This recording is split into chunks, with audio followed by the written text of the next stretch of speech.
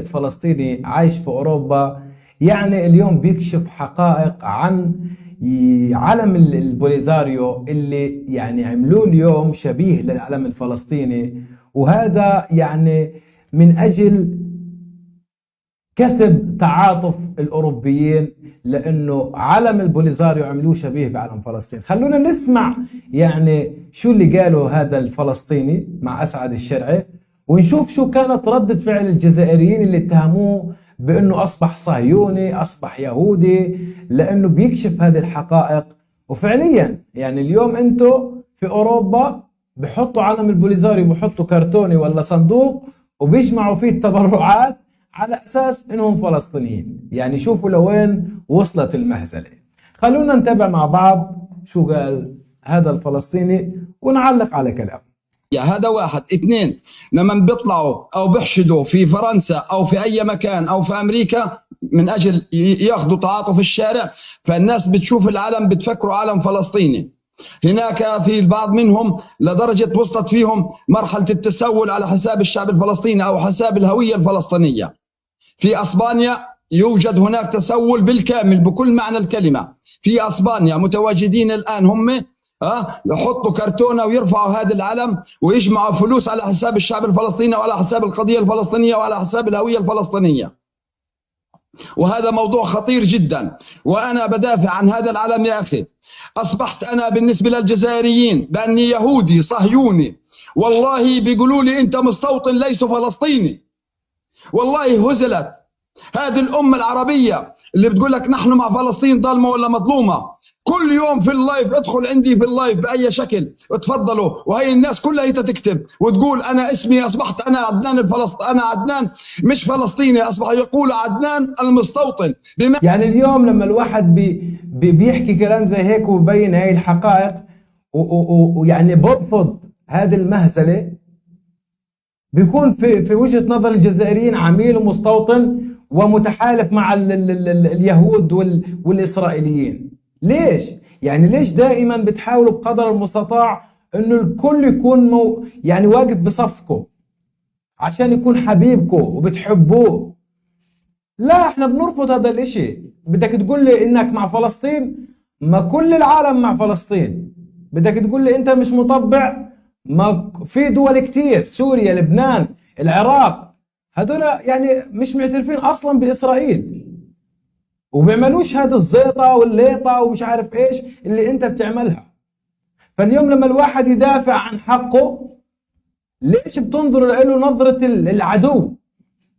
يعني مش بس فقط هذا الاشي، كمان لما الواحد بيوقف على الحق مع المغرب بيصبح عميل، بيصبح اسرائيلي، بيصير صهيوني.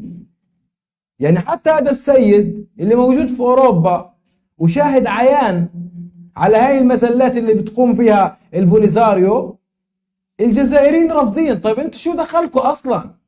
شو دخلكم؟ عن جد اشي بيستفز جدا جدا جدا. وفعليا هم اليوم البوليزاريو عملت علمها شبيه بالعالم الفلسطيني لحتى تكسب هذا التعاطف. وما بديش اقول لكم انه اليوم الجزائر بتدعي تعاطفها الكبير مع الشعب الفلسطيني عشان تقول انه في قضية اخرى احنا كمان يعني بندعم الناس في حق المصير.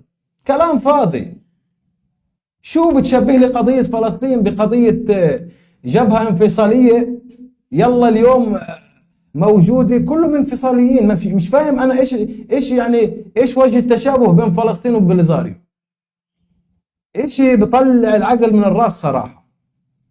خلونا نكمل. أنا وكأنه يعترف بإسرائيل، أنه إسرائيل هم أصحاب الأرض وأنا أصبحت المستوطن يا أستاذي، عشان بدافع عن علمي. وأنا بقول لهم أنا بدافع عن علمي وهذا حق إلي كفلسطيني، وهذا لازم يدافع عنه كل فلسطيني مش بس أنا. وللأسف الفلسطينيين اللي واقفين مع الجزائر وبسبوا اخوتنا المغاربه هذول كلهم يتقاضوا الاجور من الجزائر وتابعين كمان للجزائر. هذه الرساله الاولى. الرساله يا اخي اللي حبيت اوصلها بانه الان انا ارضي محتله، والان بعد ما احتلال ارضي المخطط الصهيوني العالمي هو نفسه اللي سرق هذا العلم لطمس الهوية الفلسطينية. هذا مخطط لطمس الهوية الفلسطينية تحت شعار نحن مع فلسطين ظالمة ومظلومة. من هذا المنبر أنا أستنكر ضرب اللاعب المغربي ورفع العلم الفلسطيني، وهذا يعني للعالم بأننا إرهابيون، ونحن ليسوا إرهابيون. واحد يضرب أخ مغربي لاعب طفل شبل يضربه في داخل الملعب ويرفع علم فلسطين، فهذه رسالة بأننا، وهذا كأنه يوصل لنا رسالة بأننا نحن إرهابيون. نحن ليسوا إرهابيون، هذا عمل نستنكره كفلسطينيون. هذا جانب. اسمح لي. صحيح، يعني هذه نقطة مهمة جدا. يعني اليوم أنت بتضرب لاعب مغربي أو حتى أي لاعب كان، ولكن مقصود على فكرة أنك أنت تضرب اللاعب المغربي وترفع علم فلسطين.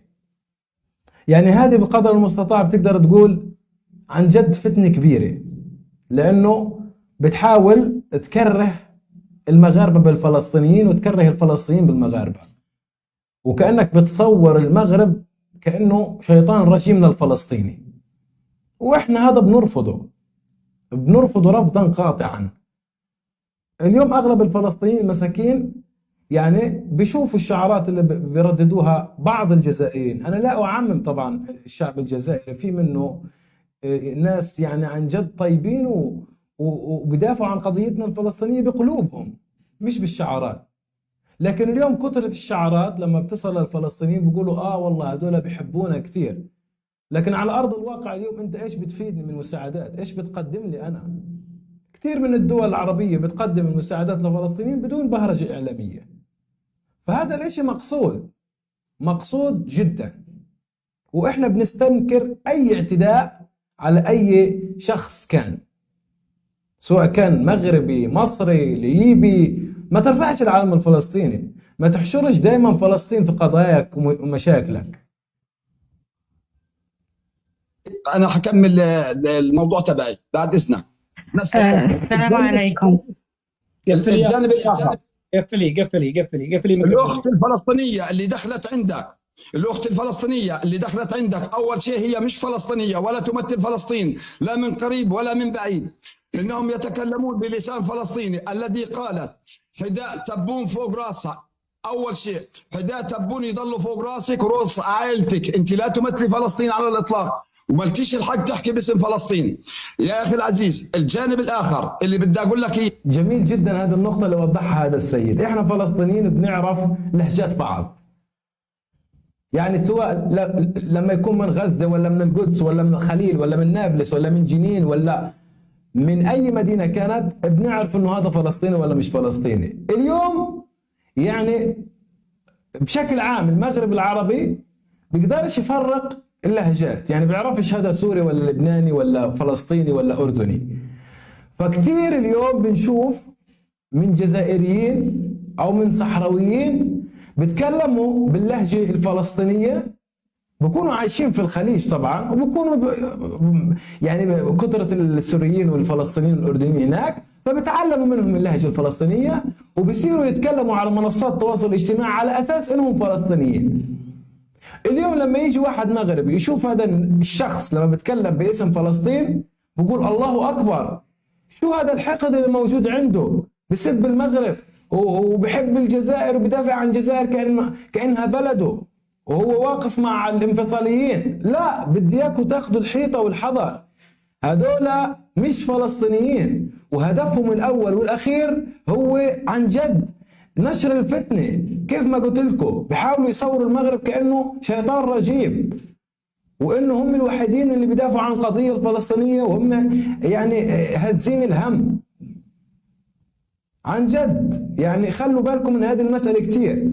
وبحاول بقدر المستطاع إنه أبين أي واحد بشوفه، يعني دائما بعمل فيديو علشان أوضح فعلا إنه هو مش فلسطيني. وقبل هيك نشرت لشخص جزائري كان مستضيف شخص جزائري يدعي إنه فلسطيني، وكان بيقول إنه ما في مستشفيات انبنت بدعم مغربي، وهو أصلا مش فلسطيني ولا يتقن اللهجة الفلسطينية. فبدي تخلوا بالكم يا أخوتي المغاربة من هذه المسألة كتير. حتى الفلسطينية اللي كانت حذاء تبون على رأسها وعلى رأس، بديش أكملها لأنه إهانة بحقنا إحنا كفلسطينيين. مهما كان الشخص مش ممكن انه حذاءه يكون على رؤوسنا. هي اهانة الفلسطينيين انعدمت الكرامة مثلا. يعني خلوا بالكم من هذه المسألة كتير. بخصوص هذا شيء مسجل في الأمم المتحدة. الموضوع اللي بقول لك هي مسجل مؤكد 100%. عدد الذي انتخبوا إبراهيم غالي، أنا مطلوب عنه أنه هو إبراهيم رخيص، هذا العدد الذي انتخبه 1500 شخص. هل معقول يوجد شعب مكون من 1500 شخص ينتخبوه؟ فهذه قضيتهم كلها مزورة. نأخذ الجنب الثاني. عندما الجزائر تدعم فلسطين، عندما نسمع بأن الجزائر تدعم القضية الفلسطينية، يا أستاذي الدعم يذهب إلى أشخاص أو أفراد، أو هناك خلينا نقولها يعني باللغوية بتبعتنا الرشوة السياسية من أجل مكاسب سياسية. هناك دول بتدعم فلسطين، اللي بتدعم فلسطين وكلنا بنعرف ابني مستشفى، هذا انك انسان بتدعم القضية الفلسطينية او بتدعم الشعب الفلسطيني. ولكن عندما يكون هناك دعم الى رجل سياسي معين او تقوي حزب على الاخر، فهذا ليس للدعم للشعب الفلسطيني، ولكن هذا من أجل تقوية حزب على الآخر. المواطن الفلسطيني، وتحديدا أقولها جهارا نهارا، المواطن ابن غزة يعيش الويلات في الحصار، والله وضعهم صعب وأكثر يعني فوق ما تتصور. فاليوم اللي بده يتشدق ويقول نحن مع القضية الفلسطينية وندعم الشعب الفلسطيني، الشعب الفلسطيني لا يصل أي شيء. الدعم يذهب إلى الناس، بعض رجال المتواجدين على الحكم، بديش أذكر أسماء مع احترامي للجميع، ولكن يا إخوة نحن في فلسطين نعيش الأمرين ومش سايبيننا في حالنا. العرب بيقولوا نحن معكم ظالمين أو مظلومين، لكن على الأرض نرى الظلم منهم بكل معنى الكلمة، نرى الظلم. لأنه إذا إنسان بده يدافع عن قضيته بشكل آخر يصبح عميل، يصبح جاسوس، يصبح يهودي، يصبح صهيوني. أنا بالنسبة لي يوميا بفتح لايفي، يوميا أنا بنسب، والشعب الفلسطيني بنسب، وشهداء فلسطين بنسبوا بكل معنى الكلمة. وهذول بيقولوا لك، وعلى فكرة من الجزائريين الشعب الوحيد اللي بيسبني الجزائر، بدخلوا عندي كل الأمة العربية وبتعاطفوا معي في قضية العلم والدفاع عن العلم الفلسطيني. وللأسف بعض الفلسطينيين المرتزقة الذي يأخذوا الأجور من الجزائر يدخلون ويسبوني ويقولوا لي أنت ليس فلسطيني. أصبح المرتشي يأتي إلى الشريف ويقول له أنت ليس فلسطيني. المرتشي له عين قوية ويدخل داخل لايفي ويقول لي أنت ليس فلسطيني. هذا أنا بواجه المشاكل هذه، فأتمنى أستعطفكم، أحلفكم بالله ندافع عن هذا العلم الفلسطيني. وأقول من هذا المنبر كل دولة تعترف في البوليزاريوم فهي تتحمل المسؤولية عن هذا العمل بأنها تعترف بهذا العلم المزور. كل دولة في العالم تعترف في البوليزاريوم شريكة في هذه الجريمة، تزوير العلم الفلسطيني. ونناشد من هذا المنبر، نناشد الحكومة الجزائرية السابقة والحالية والآتية، نقول لهم اتركوا علمنا، اتركوا علمي، لا تلعبوا في هويتي، لا تسرقوا هويتي. هذا العلم مقابل العلم الفلسطيني، علشان الفلسطيني يرفع لمدة دقيقة واحدة في القدس الشريفة، لمدة دقيقة واحدة، الحكم عليه لمدة عام، الاحتلال الإسرائيلي يحكم عليه لمدة عام، وهو يعرف بأنه سوف يدخل السجن. ومع رغم ذلك نساءنا وأطفالنا وشيوخنا يرفعون العلم ويدخلون السجون، ويأتي واحد يقول لي نحن مع فلسطين ظالمة أو مظلومة. هذا لا يعقل، وهو الذي يزور علمي، والآن علم المزور يرفرف في كل أنحاء الجزائر. تفضل. أشكرك. مطلب حق، وأنا على فكرة كنت دائما أتحدث وأنا معك. أنا أعلن الآن أنني معك في تنزيه هذا العلم الفلسطيني من هذا الدنس. نعتبر البوليزاريو هذه الشيوعية المجمعة من بقايا القذافي والتبونيون والشيوعيون واللينيين، يعني جسم غريب يعني يأخذ العلم الفلسطيني ثم يضيف عليه نجمة وهلال ويعتبره علم. أنا معك ضد أو مع، أصلا في نهاية المطاف هم دولة أو على مجرد محاولة أنه يكتسبوا هوية ويتاجروا. هنا المتاجرة بالقضية الفلسطينية، هنا المتاجرة حتى بالعلم الفلسطيني. وأنا معك إن شاء الله، ويوما ما سأستضيفك في مداخلة أطول إن شاء الله، بعد أن نحشد لك تعاطف كبير إن شاء الله فيما يخص علمكم الفلسطيني، أن يأخذوه مثل هؤلاء الناس. كان الأحرى يشوفوا لهم أي علم آخر.